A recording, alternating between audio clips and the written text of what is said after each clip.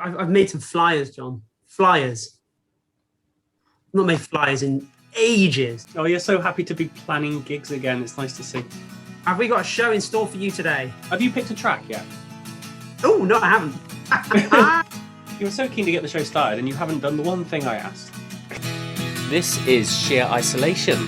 It's presented by Kieran Moore in Trowbridge and John Ponting in Cricklade. Hello, everybody. Thank you for joining us. This is Sheer Isolation, the weekly visit to the local music scene across the west of England. I am John in Cricklade and my friend Kieran in Trowbridge is waving at me maniacally. Hello. Manically. Where'd you put the emphasis in that word? Maniacally? Manically? Manically.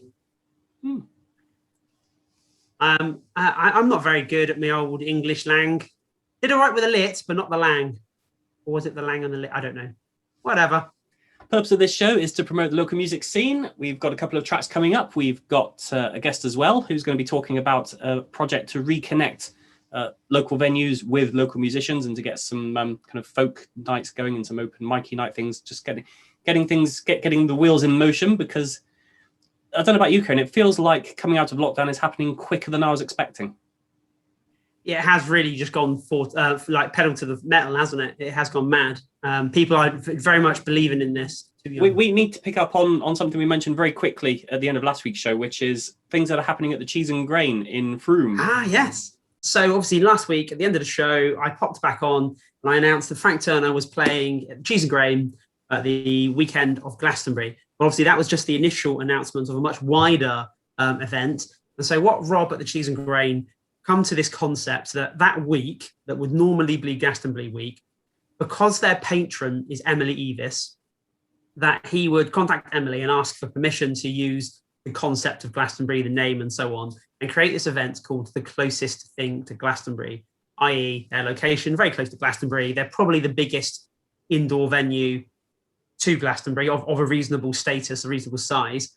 And so they're going to put on these events. They're going to pick some people off the lineup from Glastonbury who were due to come play anyway and stick a bunch of shows on and through.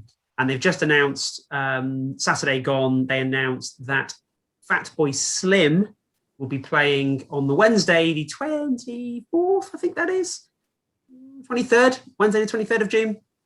Anyway, it's Wednesday of Glastonbury week at the Cheese and Grain. He is now performing, so obviously 90s and noughties dance legend. So real status show, for such a small venue, that really is quite amazing. Just to very quickly mention about this week's guest, who's Keith Hyett, a musician who's based north of Bristol in South Gloucestershire. His idea is to kind of create a reconnection project to bring musicians and communities and village halls all together to try and make a new network of music afternoons, music evenings, just to encourage the community out, get musicians back into some gigs. It's a really, really lovely concept that he's got, and I wish him all the best, and I hope that he can create something really fantastic out of this, because I sincerely believe there's an opportunity there. Right, let's play a track then, shall we? So you have chosen this week's tune, Kieran. It's by the Longcoats. It's Pretty in Pink, but it's not a cover of Psychedelic Furs. It is not a cover of the Psychedelic Furs, although it does share the same name. It's a very similar genre of music, really. They're a young Bath-based band. They've got young, they've got energy, they've got, identity and drive. And I think they're going to do all right for Bath and their local community. So this is their new song, Pretty in Pink. And it's just an indie rock banger. It's a really, really good, solid 3.5-minute song. Good. That'll give me time to walk this cramp off.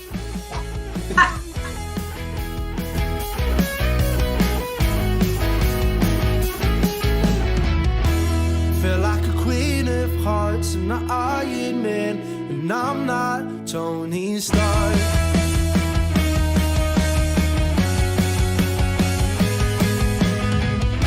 And here we go again. I always lose, I never seem to win.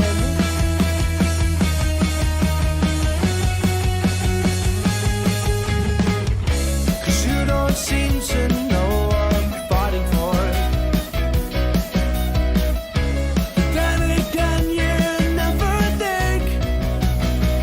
Just a pretty good break.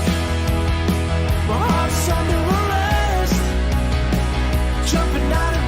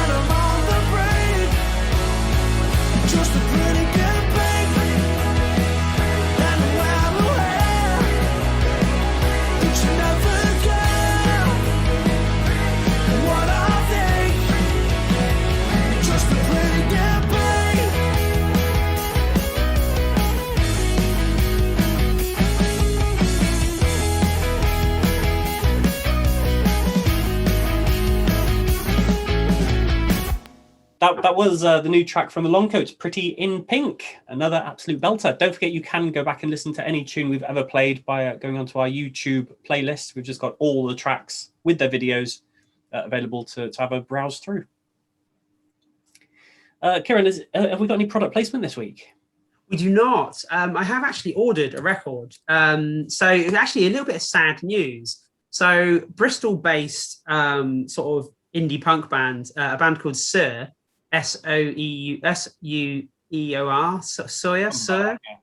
Yeah, I don't know how to pronounce it properly. Anyway, they've just announced that they're splitting, which is absolutely gutting because last year, 2020, in the January for Independent Venue Week, that band played for me for Sheer Music and headlined the Comedia in Bath, and they were absolutely fantastic. They've just split, so they put everything up in their shop. They're looking to shift every piece of vinyl that they've got. And I bought their album for £5 on Bandcamp. So I cannot encourage you enough to go buy their pretty coloured vinyl, £5, Bandcamp, help this band out, clear their decks. And they're going to have new musical projects soon, but that one I think is no more. Bands can't last forever, Kieran. They need to regenerate like Doctor Who. That's probably true, yeah. So there you go. Okay, let's move on to this week's guest then. So joining us on this week's Sheer Isolation, we have Keith Hyett, who is a musician, composer, and is also a teacher as well. He's looking to encourage, he's come up with what's called the Reconnect Project. And that after the year that we've had, he's looking to get musicians and village halls and village communities talking to each other just to use the facilities and get some music back into the villages in our area, which as we know, it's a really lovely idea. But for the last year, just nothing's been happening. And I mean, I'm a villager myself. I don't have the hustle and bustle of Trowbridge like you, Kieran. We don't even have a village hall here. So we have, and you know what? I did actually speak to them ages ago about doing something after lockdown, and they were well up for it. But I have never followed it back up because we locked down for a second time, didn't we? So maybe I should revisit that and channel the spirit of Keith.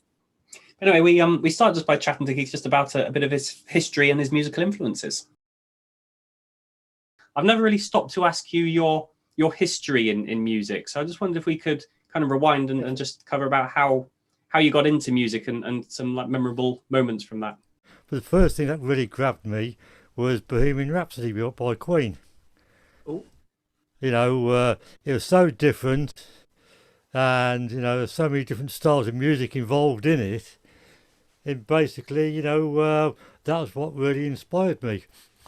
I was 14 at the time, and I thought, yeah, I like this. And then I started collecting albums and stuff, as one did in those days. Yes, Kieran still does now. Yeah. I kept on pestering my parents to buy me a guitar. They wouldn't. Ah. I couldn't afford to buy a guitar until I was about 18. Bought my first guitar, which was a Fender Strat copy. Didn't really get on with it, you know. Bought better guitars.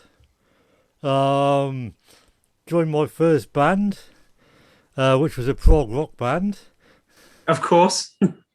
Well, yeah, you know, we are talking early 80s, I suppose. I was rhythm guitar. And then they shoved me onto bass, and I can't play bass to save my life. Or at least I couldn't at that time. So, you know, I ended up leaving that band. I was still at home at the time, living in Coventry. You know, I was still friendly with the keyboard player of that band. And he suggested I listen to an album by a guy called Anthony Phillips, who was the original guitarist in Genesis. Ah. He lent me this album called Private Parts and Pieces, which is basically of classical guitar duets of Anthony Phillips and I can't remember the name of the guy. Is an Argentinian. Brought out at the wrong time because of the Falklands War. You know, that got me thinking. And then, you know, I bought my first classical guitar, and that's been what I've been playing ever since. Yeah, I was going to ask how you kind of progressed from prog rock into classic, because I've only ever known you being a classical player. I kind of assumed that you have a big background in listening to classical music, but clearly I was wrong on that. A little bit, yes. No, I am not a classical player. Classical people think of me as folk, and folk people think of me as classical. So you fit neither, but what do you think of yourself then? I still think of myself more in the rock terms, basically because people like, well, as I say, Anthony Phillips and Steve Howe of Yes, pieces like "Mood for a Day" and things like that, which he wrote, and the way that I consider myself more a composer. There's quite a crossover as well, isn't there, between classical guitar and prog, because it is a lot of it is noodling, and it is about the skill of the playing. Yeah, and as I say, I always considered myself more a composer. Originally the only reason why I originally went out and performed was so that other people could hear what I do. So do you perform with a band now? No.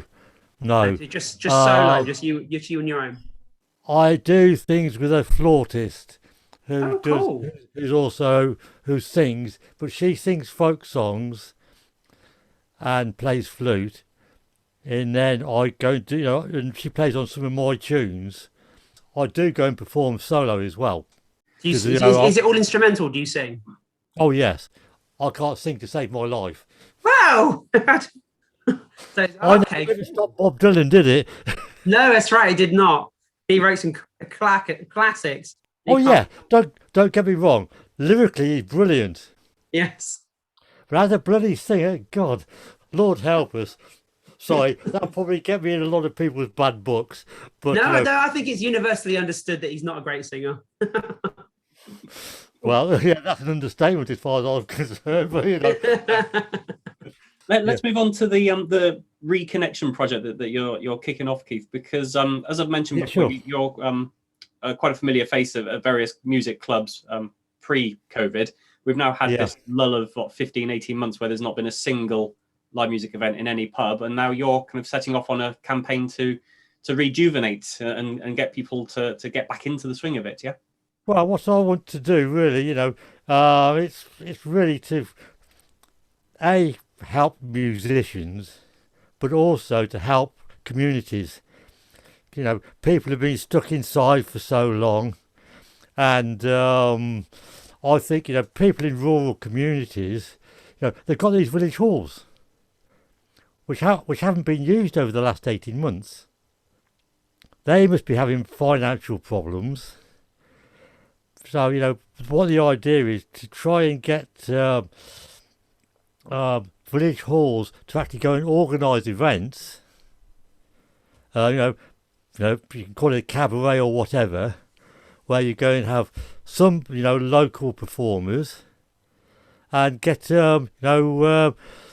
groups of other, of performers who are of a better standard to come along. Obviously, if you could have a cabaret and maybe a buffet or something, they're going to have to charge. And if they're charging for for the event, some of the money can go, just say 50-50%. 50% of the money can go to the village hall, and 50% of the money can go to the performers who, the more professional performers. And so you obviously believe that there's going to be an interest in people going back out to their village halls and watching music again, because we've all been locked up. It's tried to rejuvenate something, There's all these village halls around counties like, say, Gloucestershire, Wiltshire, Somerset, and all, in all that, which, to be quite honest with you, a lot of them are hardly ever used. They normally have a committee which run them. And if the committee, that committee, if they can get their friends who live within their community to come along, and, if some of them are performers, they can come along and perform. Even if there's children in the village who are musically talented, they can come along and do a couple of tunes, and it'll just help to reconnect. reconnect people. Precisely, yeah. That's Each why. other with their facilities and with the musical talents or whatever that's in that community. Precisely, that's the reason why I'm calling it Reconnect. That's a lovely idea. And if people want to, I suppose, connect with me or get in touch with me, they can get in touch with me via email, via underscore and then connect at btinternet.com. So what you been talking about there, Keith, just reminded me of, I haven't been for a few years, but the village hall in Nunney, they do like a monthly music night, and it's run by Karen and Francis the catering. I don't know if you're familiar with that one. I've been there a couple of times, yeah, but it's a bit of a trek for me. Yeah. I think it is for most people, isn't it? Yeah, what you were describing there, that's what came to my mind, because that's exactly what they're doing. They're putting on food. They've got a small fee for going in, and they're bringing musicians all together, and they make a Sunday afternoon of it and get all the village involved. Yeah. So that's sounds lovely. That's the general sort of idea. Because obviously a lot of people in rural communities now are incomers. This can be part of the problem. They don't communicate with the rest of the community. And as far as I see it, this could be a way of actually revitalising the community, actually. If the communities, they'll do all the publicity work.